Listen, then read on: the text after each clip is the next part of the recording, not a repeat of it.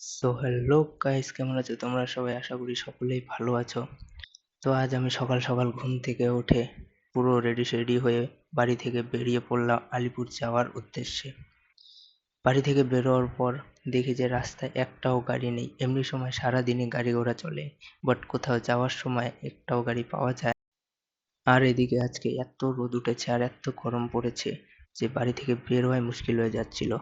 কিন্তু তাও আমার আলিপুর যাওয়ার দরকার আজ।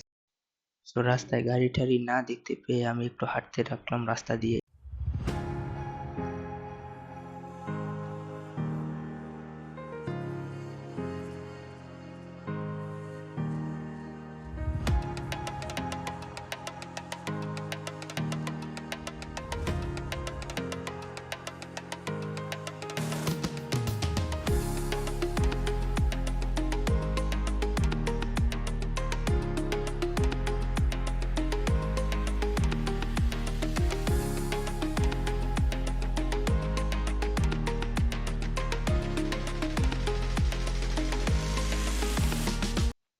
রাস্তা দিয়ে হাঁটতে হাঁটতে এইদিকে আমার বঙ্কিমের সাথে দেখা হয়ে গেল। তো বঙ্কিম এই দোকানে বসে আড্ডা মারছে। তো অনেকক্ষণ বসে থাকার পর কোনো গাড়ি ঠাড়ি না পাওয়ায় তো দেখি যে আমার একটা বন্ধু ফালাকাটা যাচ্ছে। তো লোকেশ ওইদিকে চলে এসেছিল। মেন কাজটা হলো লোকেশেরই।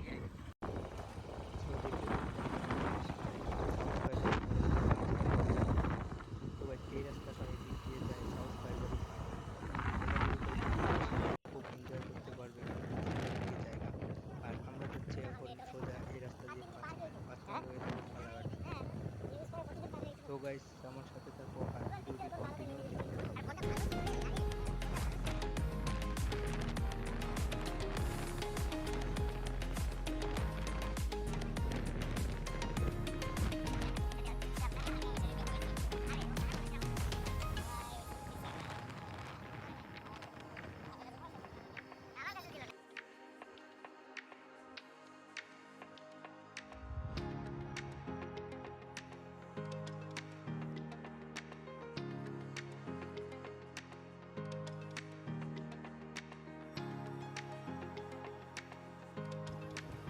এখন আমরা চলে আসলাম 5 মাইলে, আর ওটা হলো 5 মাইলের হাই স্কুল। তো এখন বাজার পেরিয়ে সোজা যাব হাই রোডে।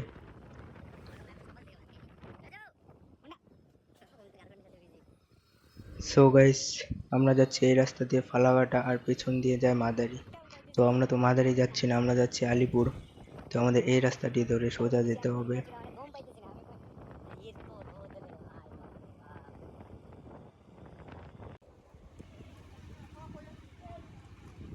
সো ফাইনালি আমরা ফালাকাটা পৌঁছে গেলাম।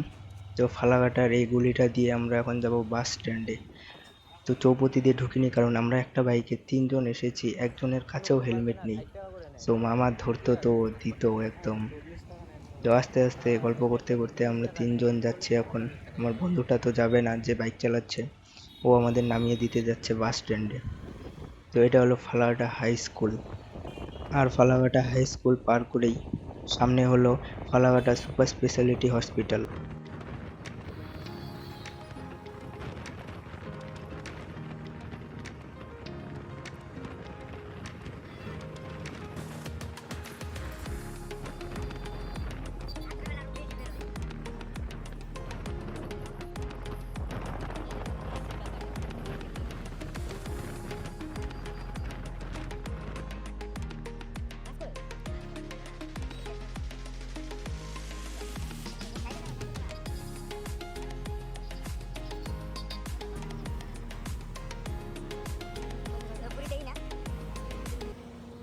সো ফাইনালি গাইস, আমরা এখন পৌঁছে গেলাম ফালাকাটা বাস স্ট্যান্ডে।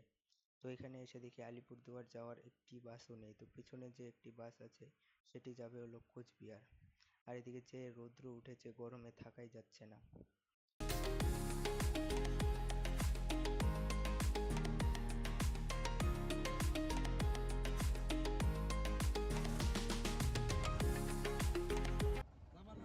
সো গাইস, আধা ঘন্টা ওয়েট করার পর একটি সাফারি চলে এলো।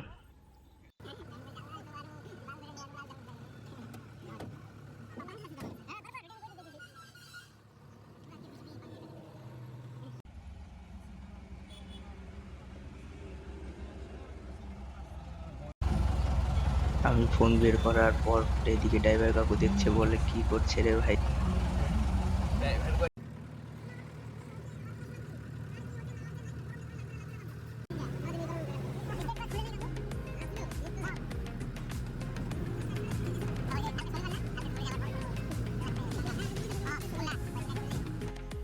এদিকে আমরা যেতে যেতে রাস্তা দিয়ে বাইরের প্রকৃত দৃশ্য দেখতে দেখতে আমরা অবশেষে ফাইনালি পৌঁছে গেলাম আলিপুরদুয়ারে।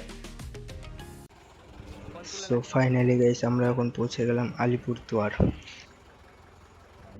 গাড়ি থেকে নেমে একটু জল ঠল খেয়ে আমি চলে গেলাম একটি টোটোওয়ালা কাকুর কাছে জিজ্ঞেস করতে যে এই জায়গাটা যাবে কিনা।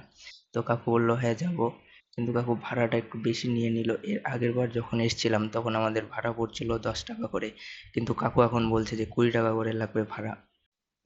তো বেশি কিছু না বলে আমরা টোটোতে বসে পড়লাম। তো গাইস, এখন আমি তোমাদের বলি আমার আলিপুর যাওয়ার আজকের উদ্দেশ্যটা কি। তো কিছুদিন আগে লোকেশ আলিপুরদুয়ারে একটি এসএস ডিজিটাল নামে সেকেন্ড হ্যান্ড ফোনের দোকান আছে। তো সেখান থেকে লোকেশ আইফোন 11 কিনেছিল। তো একদিন ইউজ করার পর দেখে যে সামনের স্পিকারটা কোনো কাজ করে না, মানে কোনো কিছু শোনা যায় না। তো সেই কারণেই আমরা চলে আসলাম আজ আলিপুরদুয়ার ওই ফোনের দোকানটাতে ফোনটা এক্সচেঞ্জ করতে। আর হ্যাঁ গাইস, কিছুদিনের মধ্যে আমার এই চ্যানেলে মোটো ব্লগিং আসতে চলেছে। তো তোমরা যারা যারা এখনো ভিডিওটি দেখছো বাট সাবস্ক্রাইব করোনি, তারা এখনই সাবস্ক্রাইব করে নাও।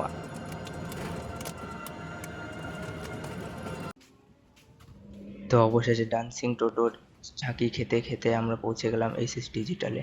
তো এখন আমরা হেঁটে হেঁটে যাচ্ছি, ভেতরে ঢুকবো। তো ওইদিকে পা দিকে যেতে হবে। তো এইদিকে দেখছো অনেকগুলোই কাস্টমার আছে। আর ও দাদাটা যে চলে গেল, ওই দাদাটাই এখানে থাকে, ফোন টোন দেখায়।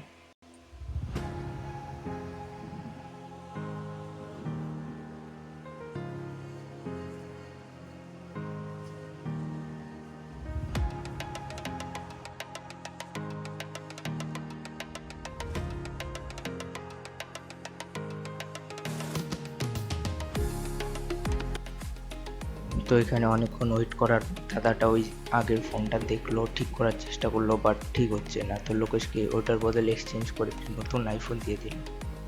এদিকে লোকেশ তো পুরাই খুশি, ফোনটা একটু দেখে চেক করে। আর এদিকে দেখতে পাচ্ছ যারা এখান থেকে ফোন নেয় তাদের শর্ট ভিডিও বানায়, রিলস বানায়। তো এদিকে আমাদের কাজ টাজ হয়ে গেল, ফোন টোন এক্সচেঞ্জ করা হয়ে গেল, বিল নেওয়ার পর এদিকে আমরা বেরিয়ে পড়লাম আবার বাড়ি যাওয়ার উদ্দেশ্যে।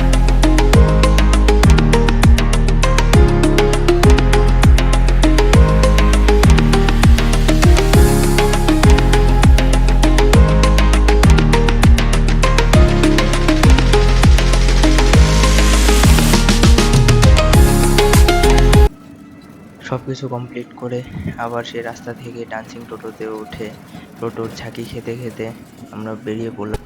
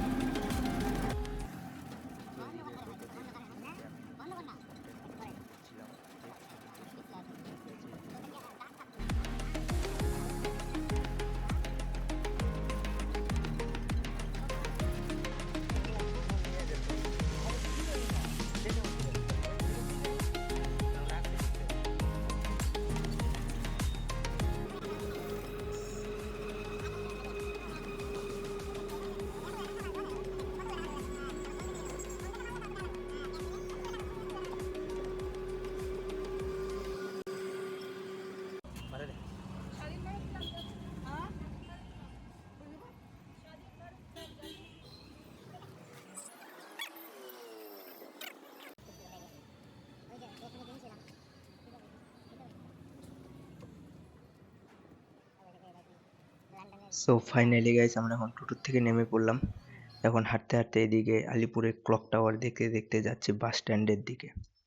সো গাইস, আজকের ব্লগটি এই পর্যন্তই থাক। আর ব্লগটি তোমাদের কেমন লাগলো কমেন্ট করে জানাও। আর চ্যানেলটি সাবস্ক্রাইব করে আমার পাশে থাকো। খুব তাড়াতাড়ি আসছে আমার নেক্সট ব্লগ। তো ততক্ষণের জন্য টাটা।